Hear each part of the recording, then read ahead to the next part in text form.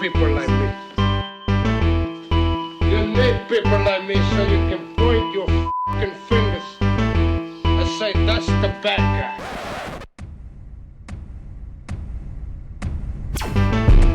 That's the bad guy. That's the bad guy. That's the bad guy. That's the bad guy.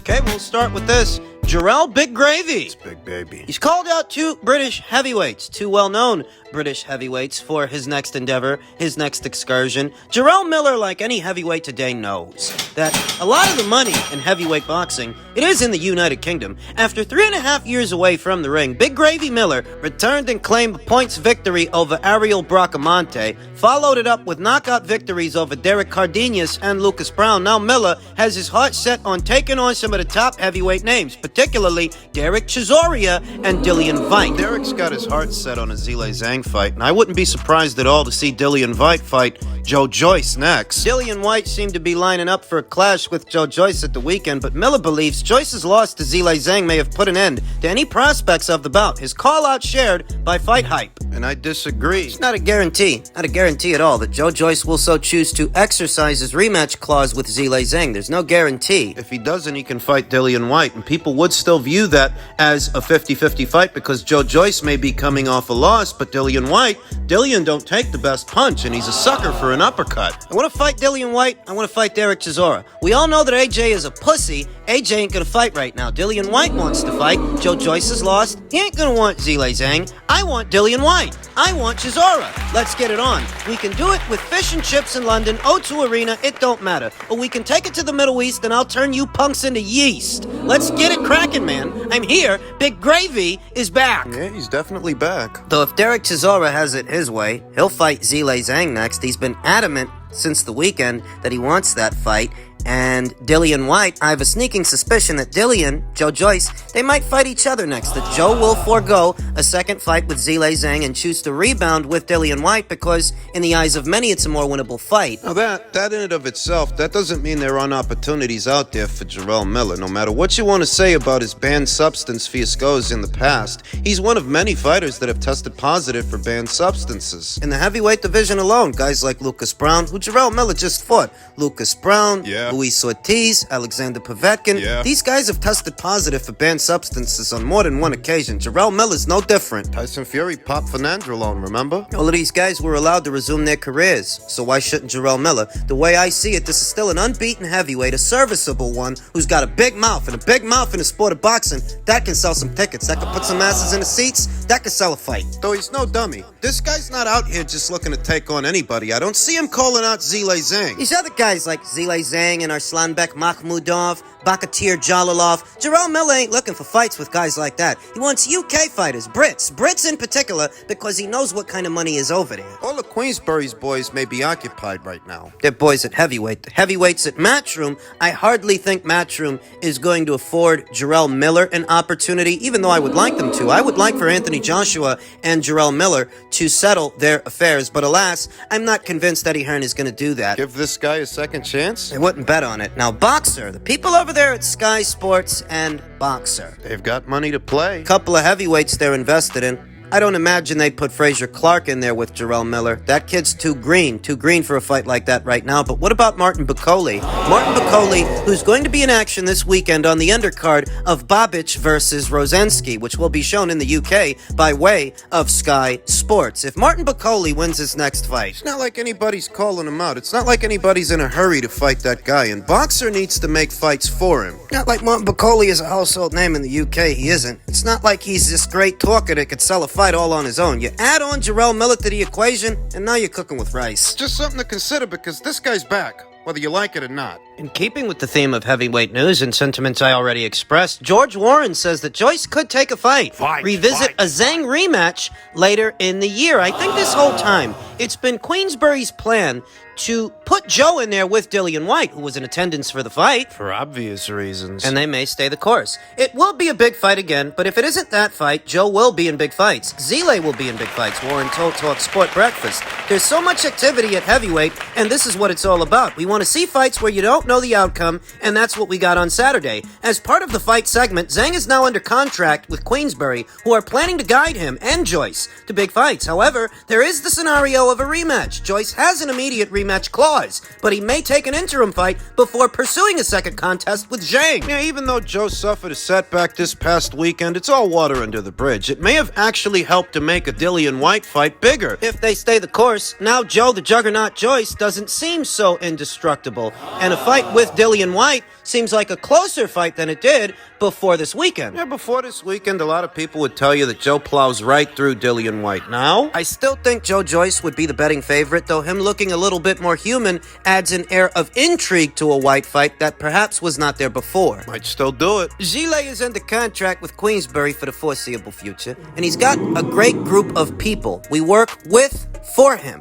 If Joe wants the rematch, it's his right to invoke it. It's not ours. Our relationship with Zile will continue if he doesn't. He's got that decision to make, Warren said. What other big fights can Queensberry Promotions make for Zile Zhang? Everybody's talking about the potential gold mine he is, being a heavyweight of Chinese descent, the population density over there. And there is some truth to that, but Zile Zhang's not based out of China. He's fighting in the UK, and he has a UK-based promoter. So what fights can they make for him? Some will point to a Tyson Fury fight this summer, but, that's a needless risk for Tyson Fury. Whose name has been attached to some very big fights later on this year. Fights that he's denying. Rumors, I should say. All that stuff about Saudi. Better still, even without that stuff, fighting Zile Zhang willingly has proven to be a risky endeavor. Just ask Joe Joyce. So you think Tyson Fury's gonna do it? What, he's gonna roll the dice? See what happened to Joe for rolling the dice. He can do it immediately. He could take a fight, and we could look to revisit it being the rematch with Zhang later on in the year. At the moment, we've got to see how bad the eye is. We're going to have to assess it. He's going to have a look at the performance and what went wrong, but that decision on the rematch is down to him. He might forego it. He might fight Dillian Whyte.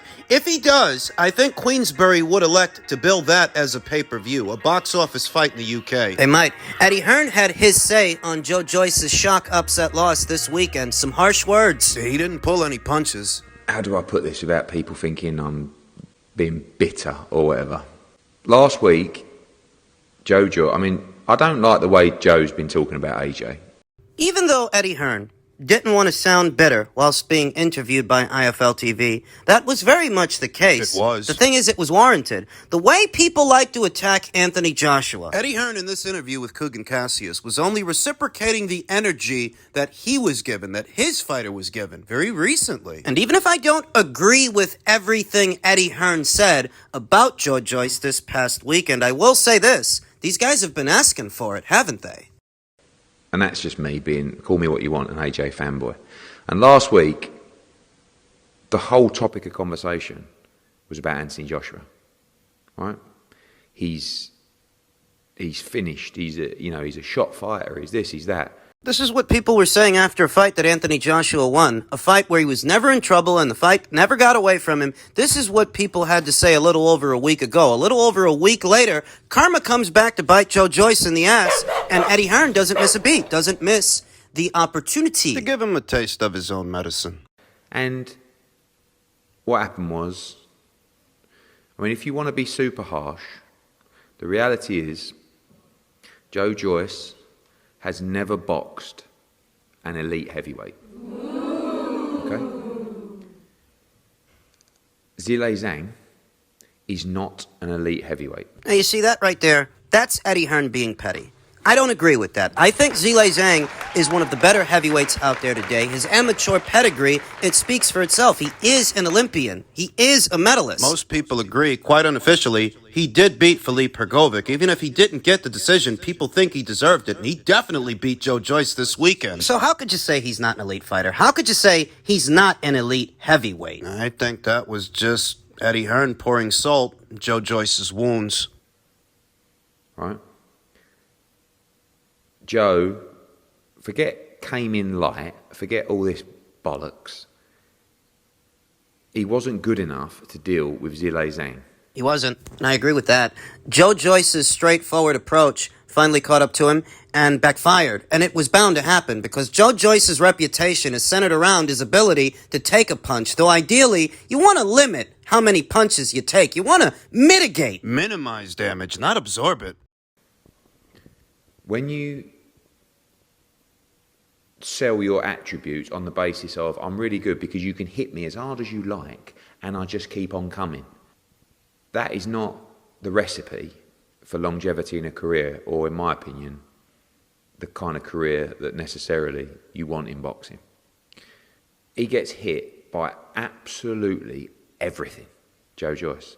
And sooner or later, at 36, is he now? 37. I would understand if Joe Joyce retired. Now, once again, I think Eddie Hearn is just having a go at Joe because Joe was one of many fighters, one of many people in boxing that was having a go at Anthony Joshua not that long ago. What's good for the goose is good for the gander. So don't dish it out if you yourself can't take the banter. From boxing. He's taken, over the years, don't forget how many amateur fights, one of the best amateurs we've had, he's taken unbelievable punishment in sparring, in amateur tournaments, even in the professional code. And it was really uncomfortable watching it on Saturday. And I think Joe Joyce is great. I tuned in to watch him. But if you can't beat Zhang, you have absolutely no chance to win a world heavyweight title. I think Eddie's being a little bit over-dramatic, but I also think that these guys, Joe Joyce included, they brought it on themselves. They criticize Anthony Joshua for how the guy eats his soup. So when you go in there against the guy you're favored to beat, and you lose, you don't make it past the midway point. You heard what Eddie Hearn had to say. Post-fight, Joe Joyce didn't seem too broken up about it. He said, I was taking Zhang's shots fine. It's unfortunate that the eye closed up. To be honest with you, I don't like how Joe was wearing those backhands. Those straight left hands from Zhang, who fights out of the southpaw stance. Joe stated quite plainly, I haven't fought a southpaw for a long time, so I need to look over the tape. I thought I could have carried on. I was taking his shots fine, but it's just unfortunate that the eye closed up. But I'll be back, Joyce told TalkSport. Ironically, one of the biggest wins of Joyce's career came in 2020 when he stopped Daniel Dubois as the result of an eye injury where Dubois' eye was closed shut due to a fractured orbital bone. He just kept on getting my eye. I'm fine. I'm completely fine, but now it's closed up and I can't see out of it. For now. Medical reports later revealed that Joe Joyce didn't have an orbital fracture the same way Daniel Dubois did when they fought. But you know, the way he was taking those straight left hands from Zhang, who was snapping his head back, Joe just couldn't get out of the way of that punch. And I think if the fight was allowed to go on, Joe might have gotten stopped. Would have got stopped anyway. I mean knocked out. Not a referee stoppage, not an Ian Lewis or a Howard Foster stoppage. I mean stopped. I think Zhang would have knocked him out. It's eye for an eye again now. I got my eye done. It's like what I did. I got a bit of payback from Dubois, I guess. Maybe it's karma. Maybe it's Maybelline. Maybe.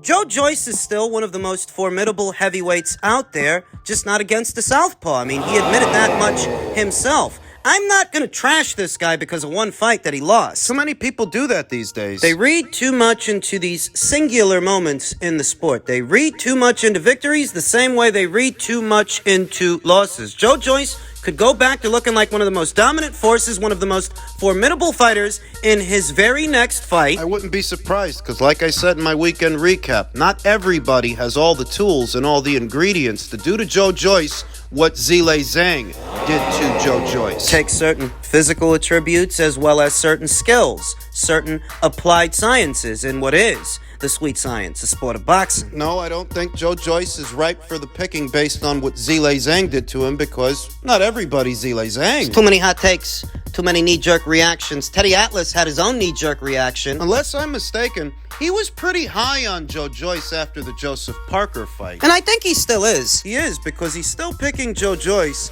to beat Anthony Joshua. See, his knee-jerk reaction isn't in reference to Joe Joyce per se, it's in reference to Anthony. I think a fight with Anthony is a 50-50 fight, and that's not some recent revelation I had after the Zhang fight. Those of you that follow this channel will have heard me talk about this potential matchup on more than one occasion. It's a 50-50 fight, but I favor Anthony to win it. Teddy Atlas says the opposite. Speaking on his official Twitter account, Atlas offered some words of encouragement to Joyce and said it may now be easier for him to land a fight with the likes of Anthony Joshua following the loss, silver lining in every dark cloud. And for Joyce, it might be that this poor performance will now entice Joshua to fight him. And if it does, you never know. If Joyce lands a right hand on that at times porcelain chin of Joshua, could be broken dishes.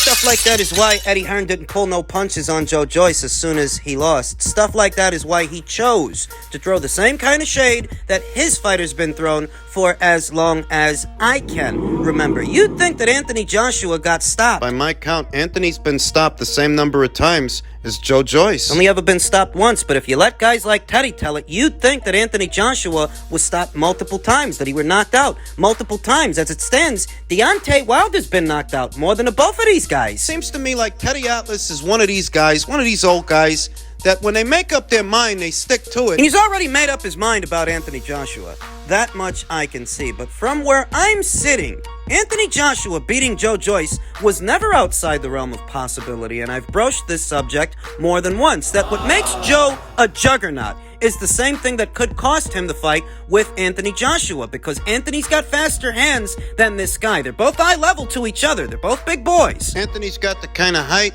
the kind of reach, the kind of movement, to where he don't need to be right up on Joe Joyce to touch him with jabs. It's not like the Parker fight or the Christian Hammer fight. Those shorter, stumpier heavyweights, They can't box Joe Joyce from the outside. For them to be within striking distance of Joe, to land punches, they need to be close enough to Joe Joyce that Joe Joyce can land punches on them. But with Anthony, it's different because he's a taller guy than those guys are, longer guy than those guys are, longer strides. he can manage the distance better than they can. The caveat is that sometimes Anthony gets tired, whereas what Joe Joyce is known for is having a good engine, being able to keep up the pace. So it's a question of what comes first. Does Anthony Joshua paint this guy's face enough to where the referee waves it off like they did in the Zhang fight? Or does Anthony gas out, Gets hit with a couple of hard shots and goes down, goes out. Joe Joyce ain't got one-hitter quitter power like a Julian Jackson or just that kind of fighter. The damage he accumulates is accumulated damage. He's got to punish a guy